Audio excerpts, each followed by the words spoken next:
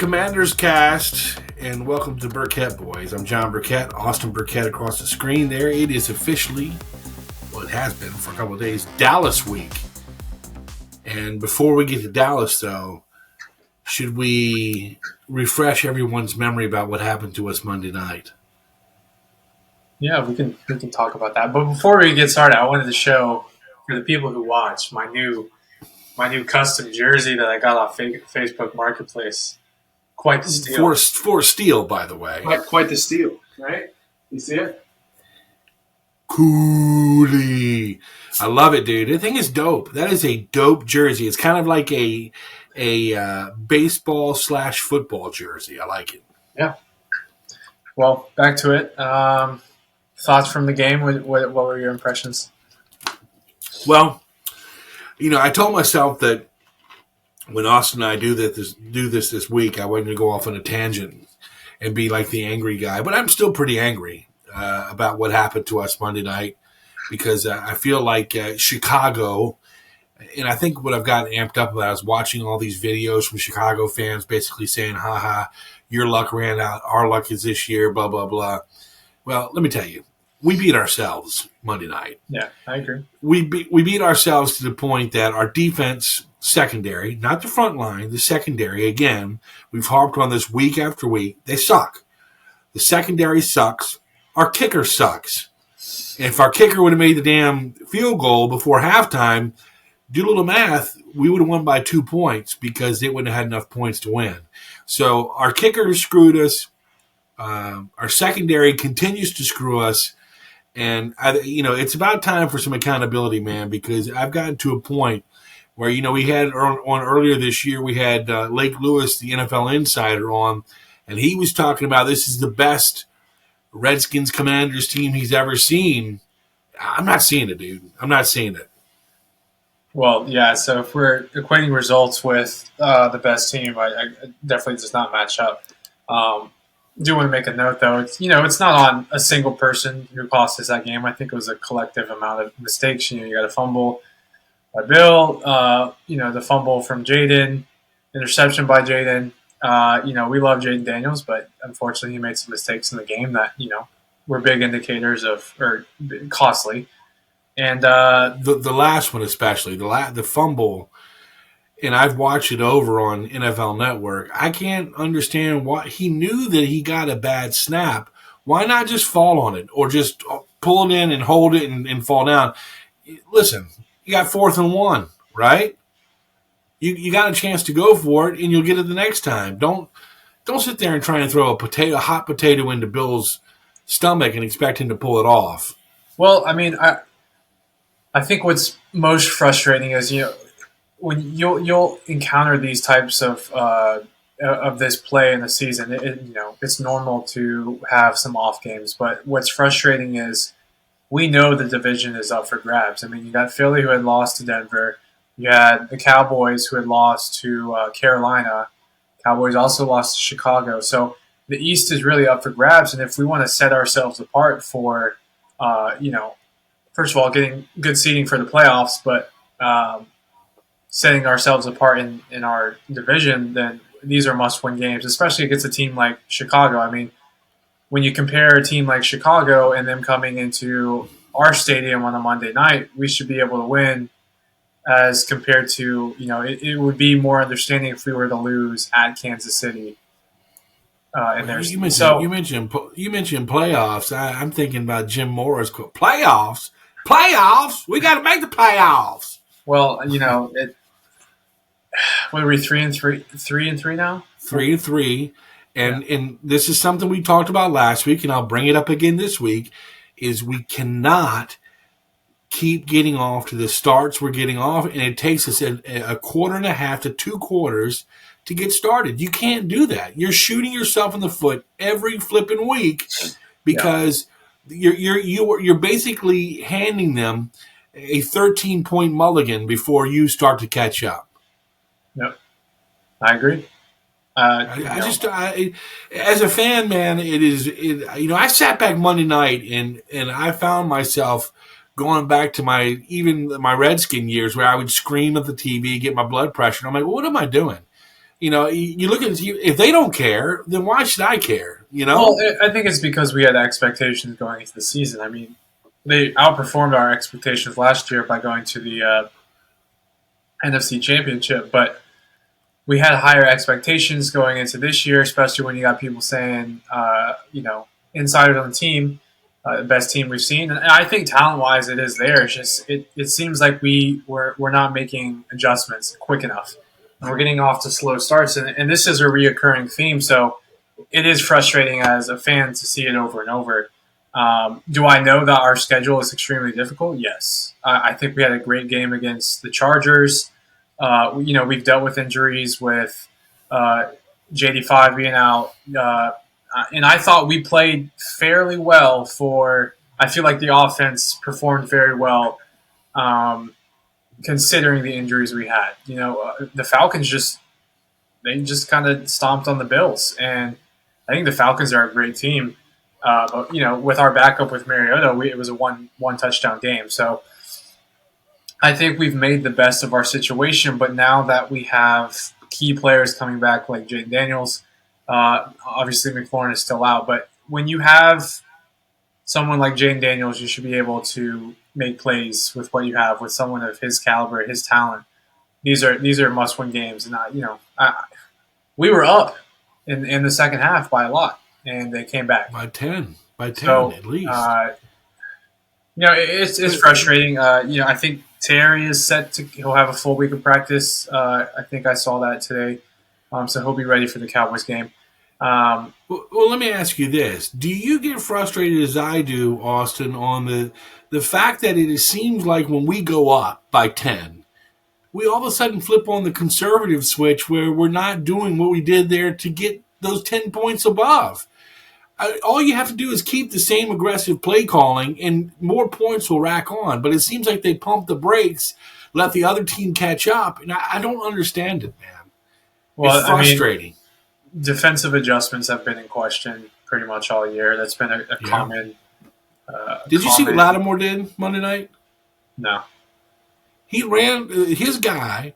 He was playing lock defense, one-on-one. His guy ran across the field, and I saw his dumbass point, like, yo, pick him up for me, because he didn't want to chase after him.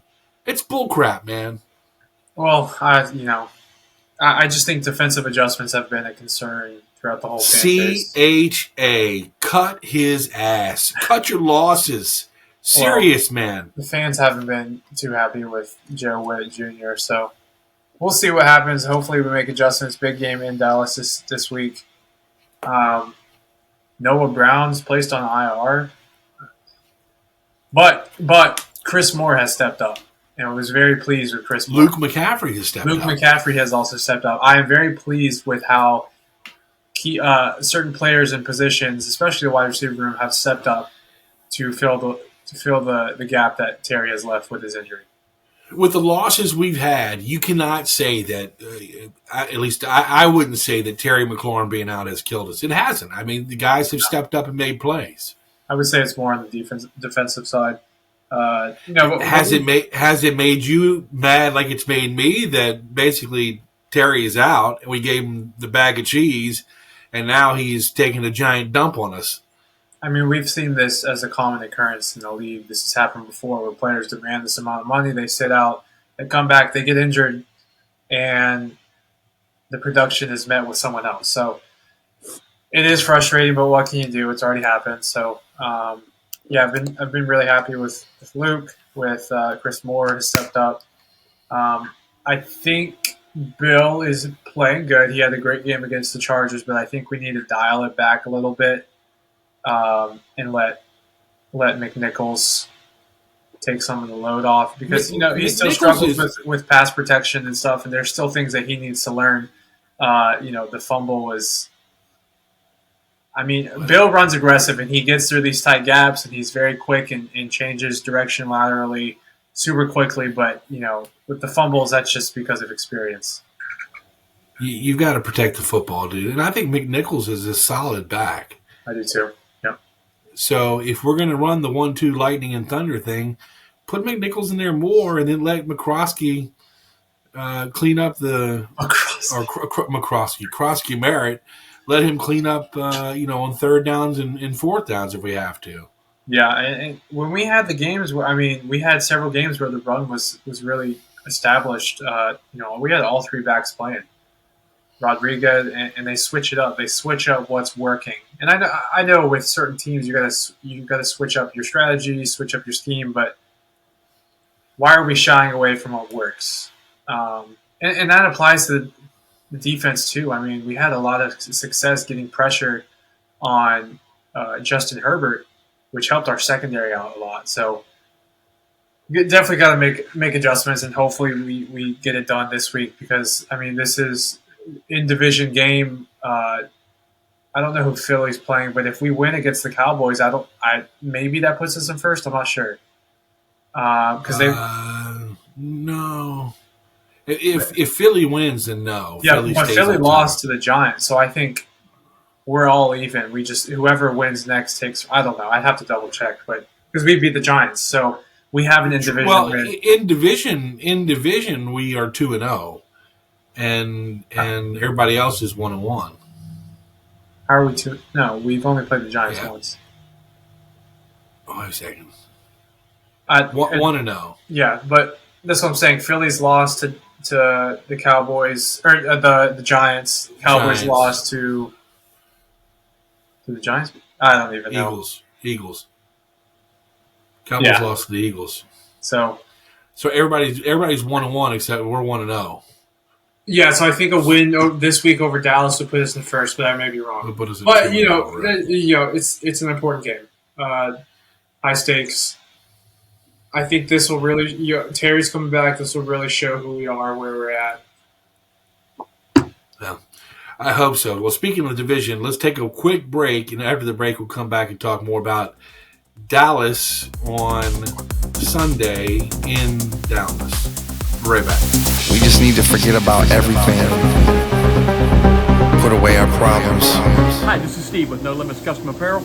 Look, you need custom apparel done, shirts, hats, whatever you need. Give us a call, 804-243-4402. Now back to the Burkett Boys and the Commanders Cast. Welcome back to the Burkett Boys Commanders Cast. John Burkett, Austin Burkett across the screen there from Orlando, Florida-ish. And we're talking Dallas week. It's always a big week. I heard a stat that we were like 18-43 in Dallas, which I don't quite believe that. I thought we played better in Dallas. Okay. Well, I thought lately, we beat them last in the past few years. We beat them last year off the Terry McLaurin touchdown in Dallas. They beat us. Mariota was the quarterback. And they beat us in FedEx. That game was awful. I hate that game. Yeah. I was at the basketball tournament watching on my phone, and you get really happy when Terry scores, but it was like a 70-yard touchdown, and then we missed the extra one. And they came right back. We missed and the thing that scares me about Dallas, which is not much, but they have a kicker, dude, that can boot it 70 yards and put 3 points. We already have a hard time stopping the run game, so they're going to get down the field. The field. Well, the bright spot of this whole thing with Dallas this week, though, is I look at Dallas's defense, and they suck. Their offense is good. Their offense can put points on the board. But this week it's going to be a battle of who can put more points on the board as far as offenses, because the defenses on both squads, our front guys will stop the run. Our secondary blows. Well, that's putting it lightly. I think it'll be a high-scoring game, but it is considered. I think CD comes back this week, and they got George Pickens now, so it'll be a huge test for our secondary, who has been struggling, as well as the run game. I mean, Javonte Williams is a solid running back for them, so. Well, which makes you talking about a huge test for our defensive backs. Our defensive backs sucks. They failed every test this year. They suck. They're terrible. And I can't say it enough. Even Mikey has not been very good this year, which has been very disappointing. Yeah, and why do I say that? Is because like last week, you get a ball right in his hands and he missed it, dude. Catch the freaking ball. Yeah. I mean, I've been really happy. Jeremy Reeves has been balling out. He doesn't play as much, but he's really stepped up. You can just tell by the way he's talking and looking on the field that he knows what's going on. He's sticking to his assignment, executing it. I just don't see that same intensity from other players. No. The guys in the back end, if you want to talk about a disappointment this season, then the disappointment is the guys in the back end that are letting their teammates down every time they step on the field and point across. He's running. Go get him. Give me a break, dude. And, the guys fighting over interceptions and they end up missing the whole damn thing. Come on, man. We're professionals here. Let's pick this up, take the ball, and run the other way. Stop dropping easy passes. And Butler, he hadn't been very good either. Yeah, Butler, Martin. Martin's just a heavy hitter. Yeah. D-line's been good, though. But you can't put too much pressure on the D-line because they get tired. So, well, and that's what's happening. Like what happened in Chicago is you looked out there, and every freaking time you turn around, the defense was back on the field. They didn't even have a chance to get some oxygen on the sidelines before, Jaden was throwing an interception, putting them back on the field. It was a quick 3-and-out, back on the field. And you're like, come on, man, let's do something. Yeah, very frustrating game. Yeah, I think I was more frustrated seeing I saw some, I shouldn't pay attention to this stuff, but I saw TikTok videos and Instagram videos of some of their players going, see, we told you guys would wish you have Caleb in these. No, I don't. I don't want Caleb Williams. I think the guy's a crybaby. Yeah. So, and I don't want Dak Prescott either. Here we go. Get out of here, dude. Dumbass cadence. So, I don't know, man. I've kind of got a good feeling that we're going to get back on track this week, but I don't want to overplay that card because I had a good feeling this coming into the Bears game. Yeah, me too. And I'm going to tell you right now, I will predict this. If we start off like we normally start off, we will not win this game. No. You cannot start off 10-0. At the least, at the minimum, you have to join them blow for blow, They put up 7, you got to put up 7 again, and then play the clock game. Must win game. It is. Got to It turn is. it around. This is the 7th game of the season. You can't. You can't stress it enough. They go 2-0 in the division, and it's a whole lot easier than going 1-1. Looking back at this game, going, man, we should have won that one. Yeah. So my biggest hope is they play the clock well. They keep Dallas off the field, and by God, they don't leave any time left on so Aubrey can kick a freaking 85-yard field goal and win the game because that dude can kick. Yeah, I wouldn't be surprised if he hit a 70. And what also makes me perturbed is listen, how is Washington any different than what Dallas did? Just go out and look some soccer team and get some kid to play and kick field goals. Stop picking up these special team guys that suck ass. Stop it. Right? And you made the point clearly too, the Jake Moody kid. Look, that kid couldn't hit the broadside of a barn in San Francisco. He goes to Chicago, gets put on their practice squad. We could have plucked him off the practice squad. He's rejuvenated his career in one game. He made 4 out of 5. I think it's time we sign Justin Tucker. Could be. Well, he's got some legal problems, but I'm not worried about it. I don't care. I'll sign him. I think if we have another game with Matt Gay missing crucial shots, we cut him. Kicker, what's the word? Not acceptance, but the leash is short for kickers in the league because there's just no. But is it really short? I mean, I think Dan Quinn has given. Yeah, Dan Quinn has given this guy plenty of opportunity, and this guy week in, week out. 1 week he'll make a 52-yarder, then he'll go and try and tap on an extra point, and he misses it. I mean, come on, dude. I could donkey kick a freaking extra point in. Backside, looking the other way, and donkey kick it. And I'm telling you, man, this guy Matt Gay's got me all fired up because you realize for 30 years, Washington hadn't had a good kicker since Mark Mosley. I mean, some of the kickers we come up with are pure ass. And it's just like, where did you get this guy from? He can't even kick one from 28 yards out. Don't let Pat McAfee see this podcast. He'll have you come kick a field goal for $500K and have you miss it. I love McAfee. Yeah. But I'm telling you, dude, McAfee gives me $300,000. I will donkey kick one through from 30 yards. I'm telling you. I'll run up to it backwards and boot it through.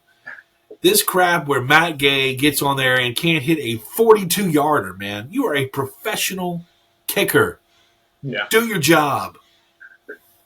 Yeah, it seems like we have a little bit of a kicker curse right now, but I don't get it, dude. And it's like, even as a fan, and you're looking at the coach on the sideline when he cut away to him, you're like, oh, he's not going to go with Matt Gay. He's going to go for this, and he doesn't go for it. He sends a guy out there and he botches it.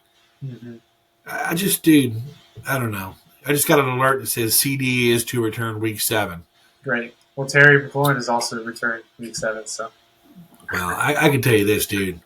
I hope old Frankie cranks up the bruiser machine and does a little number on him. Yeah. That dude and Pickens, I can't, either one of them I can't stand. I'd like to see a fight this weekend. That'd be nice. At least show me you care, right? I mean, I'm at a point now where I'm thinking that I care more than they care, and that's not even right because I don't get paid millions. Mm-hmm. So, I don't know, man. As you can tell, your old man is frustrated. I'm just like, I had such high hopes, and now we're at 500, 6 games into the season, and really, there's 2 of them that we should have bagged. We should be 5-1. Our only statement win right now is the Chargers, and how sad is that? I mean, I think the Chargers are a good team. I just think we should have beaten the Bears. I think we should have beaten the Falcons. The Bears were ass, dude. Yeah, they're not. They're bad. They're not good. I truly do, and it's not like just the excuse because we lost. I truly do believe we beat ourselves. No, ain't no doubt. I mean, what's his name? He can't even throw the ball under pressure, dude. He's not good. Yeah. So I don't know, man. And just to have him smirking on the sidelines, him barking at his own players, I'm like, shut up, dude. You're terrible. So, well, we'll see. We'll have a good Commanders cast next week when we talk about whatever happened in this game. And hopefully Terry balls out. Redskins win. Yeah. Well, I'm going to tell you right now, man, this is my prediction. This season keeps going the way it is. As the Commanders are 500 or whatever they are, that name is changing. You don't have to hide behind. Listen, you don't hide. You don't hide behind a good season and say, "Well, we'll keep the name because we had a good season."